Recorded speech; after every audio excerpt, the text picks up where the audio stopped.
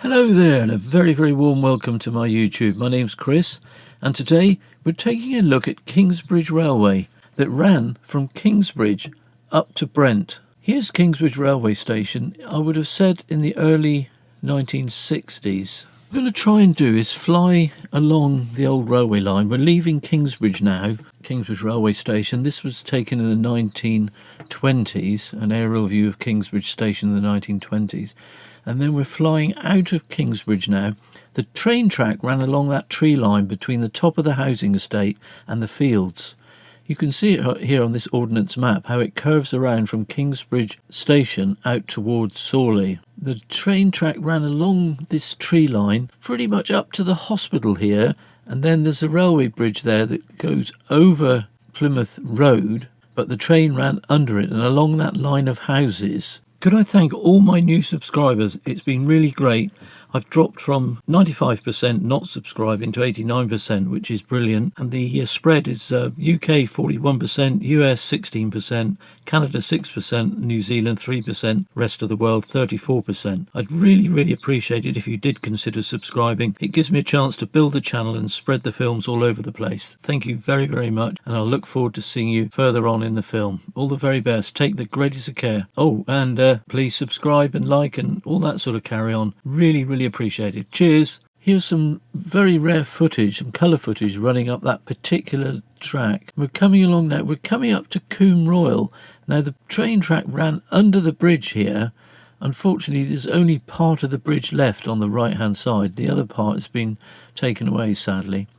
We're running along the side of the hill here and following this tree line, which is where the track used to run. This is Coombe Farm up on the way to Sorley Tunnel. And as you'll see, Sorley Tunnel is coming up on the right hand side, but this is Coombe Farm just on the side of the valley there. And then just beyond that, we'll be heading for Sorley Tunnel. This is Coombe Farm taken when the line was running above the farm towards Sorley Tunnel. And you can see, or you may be able to see or appreciate, that the train track ran along the edge of this hill between these trees, following that tree line up to Sorley Tunnel. And here we are at Sorley Tunnel on one of the last trains. Carry on flying now. Now the trees kind of bunch around a bit there on the left under the wing strut, and that's where the tunnel enters under the ground and becomes Sorley Tunnel. We're approaching now Sorley Tunnel in some very rare colour footage, and we're about to disappear into the tunnel. Now coming out the other side is quite interesting because we come down to a part of the railway line. We're just here under the strut. This is where the train line disappears into the tunnel, and we're going over the top, and this is Sorley Cross, the road junction at the top, and you can see the cars queuing up. This is the Sorley Tunnel coming out of the other side, and now we're going to go down towards the B3196. This is Sorley Tunnel exit just down there under the wing strut on the left hand side. And as we come out of Sorley Tunnel, you might appreciate that the embankment that used to be there that took the train line has very sadly completely vanished. It was taken away, and you can see the road bridge there that the train track went over the B3196. And here it is. Here's all the embankment, and that was all. That's all. I can only imagine that the hardcore was quite valuable.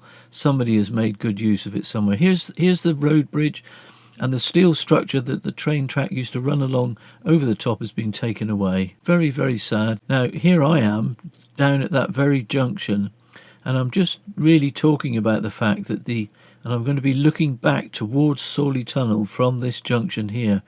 And you can see the road bridge.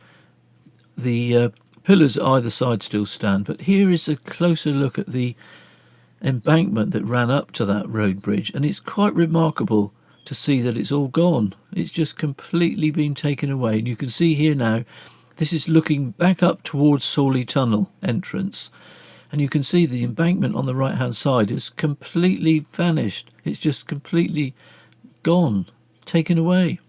And here's back in the early 1890s when they were building the tunnel, and you can see them, they're just about to start to excavate the entrance of the tunnel. Now I'm walking towards the it's quite a busy B road now, which runs out from Kingsbridge out to Eventually gets out to the A38, and you can see the embankment here, how high it was. And here it's gone, completely vanished, taken away. I guess for hardcore it must have had some value, but sadly, look, you can see it's all completely gone. And it was quite high, you know, it's several feet high, and the volume of hardcore that must have made up that embankment is quite staggering, really. And you can see here one of the later trains in the early 1960s trundling along that very embankment. Here now it's all gone, completely gone. As you know, the line closed in 1963, and they were pretty quick to come in and start ripping up the track. Here, yes, you can see here from slightly higher up. This is a really, really interesting photograph from the 1950s. And this is looking down from the B3196, looking down onto that embankment, which is no longer there. It's quite staggering. It's just completely vanished, completely taken away. It really is so very, very sad. It's quite incredible. You wouldn't believe it if you didn't have these photographs to refer to. There you can see how high it is and what volume of hardcore it must have been to make up that height of track. It's quite remarkable. This was filmed in the early 2020s, I think, 22, 23. And this is another view of that embankment as it approaches that tunnel, that bridge that's been taken away. You can see the bridge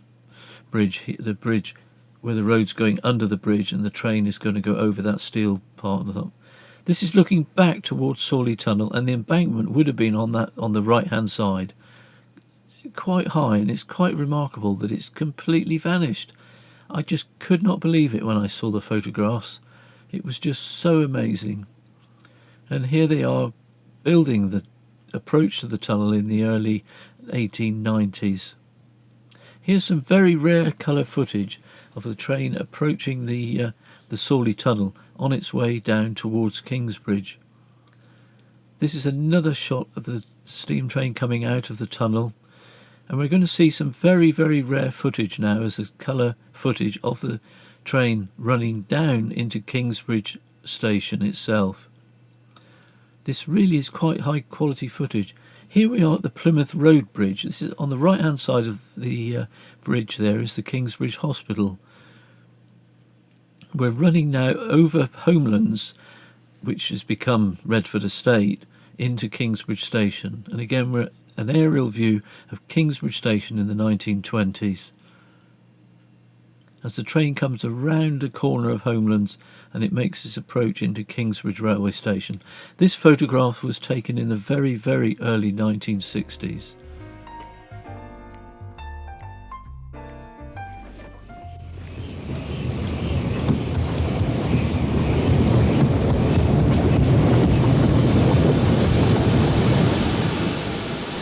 .5573, seen at Kingsbridge, was one of the later series of these 4500 tanks. There were two distinct versions, the earlier ones with flat-topped side tanks and the later version with sloping tanks, which gave them an increased working range. These tanks could take 1,300 gallons, whilst the earlier engines could carry only 1,000 gallons. There were 100 of these later engines, which were officially known as the 4575 class, whilst the earlier examples numbered 75 of class 4500.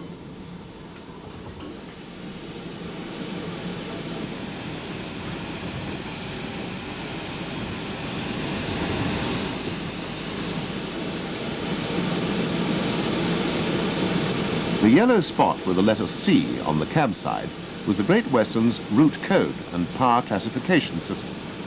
The colour indicated over which routes the locomotives could work, yellow giving the widest route availability, with the exception of uncoloured, which could go anywhere. The power classification covered the letters A to E, E being the highest, but this doesn't mean the 4500s were particularly powerful, as the system took into account brake capacity as well as tractive effort. Green lined-out livery was an example of BR gilding the lily, as the engines were plain green in GW days. The coaches used on the branch trains were the Great Western's Standard B set. I sincerely hope that short film about the track up to Sorley Tunnel, I felt it was quite interesting to just look at the train line that ran from Kingsbridge up to Sorley Tunnel, have a look at Sorley Tunnel and then go back down into Kingsbridge. It's been most interesting because in my early youth the track was still there, although by 1963, of course, they'd started pulling up the track. The actual track beds were still there, so it was a kind of a playground for us, and it's really nostalgic to take a look back. Well, enough of my rambling. Take the greatest of care, and I look forward to seeing you on the next one. Oh, by the way, I've got quite a few other local train films on my channel if you'd like to check it out. Take care, all the best, cheers for now.